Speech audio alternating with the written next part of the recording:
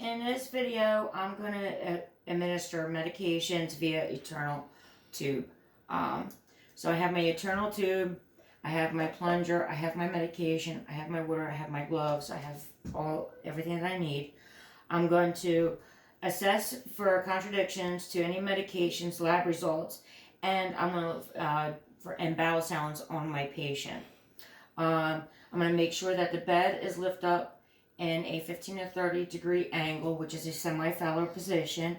I'm going to identify the medications and determine that what medications are needed, if they're pill form, if they need to be crushed. But my medication is 30 mLs of amoxicillin that I'm going to administer into my patient today.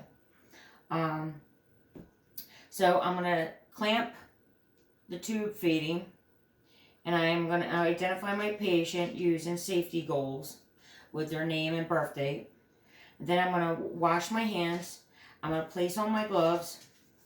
I do not need sterile gloves for this procedure.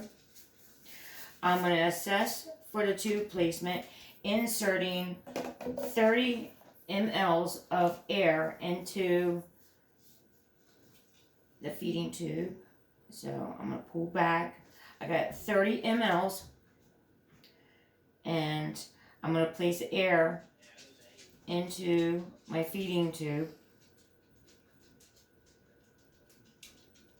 And I'm going to listen to the abdomen area at the same time as I'm inserting the 30 mLs of air. Listening for bowel sounds and listening for the air flowing through the bowels.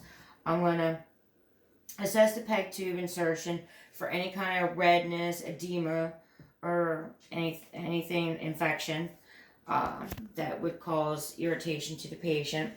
I'm going to check the amount of the residual tube feeding in the patient's stomach by aspirating back on the tube. Or I can test the pH level on my patient's stomach's acidic, which should be a 5, a pH of a 5. So I am going to verbalize that if there's more than 100 mLs if there's more than 100 mLs, I'm going to stop the procedure, and I'm going to notify the RN and follow policy and protocols due to the company's policies. I'm going to clear the tube with 30 mLs of water.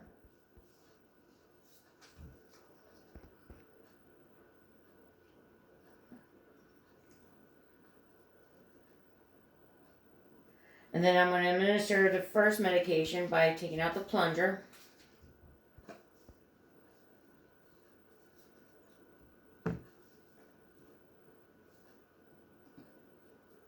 And I'm going to make sure that I hold this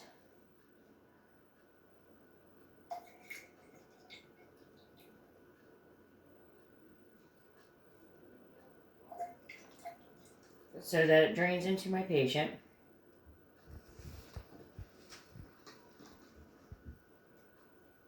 And I'm going to, after I do the medication, I'm going to clear the tube with another 30 mLs of water.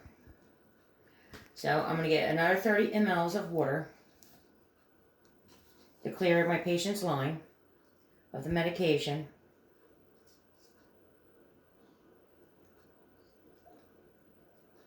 And I'm going to do this for each medication, because you cannot, so if the patient's on more than one medication, you have to do each medication separate and administer 30 mLs of water for each step. 5 to 15 mLs of water, I'm sorry, I apologize. After the tube, repeat all medications like I said, and after each medication, do 5 to 15 mLs of water to clear the lines to make sure that the medication is flushed into the patient's stomach. And then I'm going to clear the line with 30 mLs.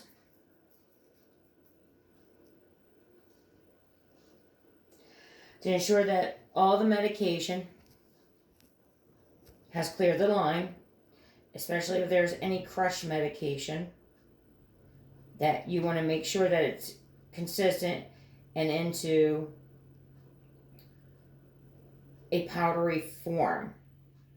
So, after I clear the line with 30 mLs of water, I am going to pull out the tubing for the medication, adhere to the sides, and restart continuous feeding or hold for 1 to 2 hours depending on the medications given. So if the patient's not allowed to have food after the medication, I will follow the guidelines of the medication that's ordered for that patient. Some medication you give and then you feed immediately after. I would start the feeding tube after I administer medications and cleared the line. Then I would take off my gloves, wash my hands, and document.